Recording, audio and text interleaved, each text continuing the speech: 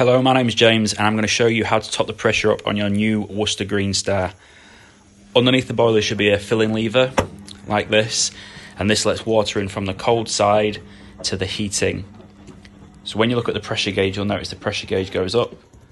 So you only need to open it a little bit at a time. If you're filling the whole system, you're going to have to hold on to it for a long time, pressurize it to a bar and then bleed it.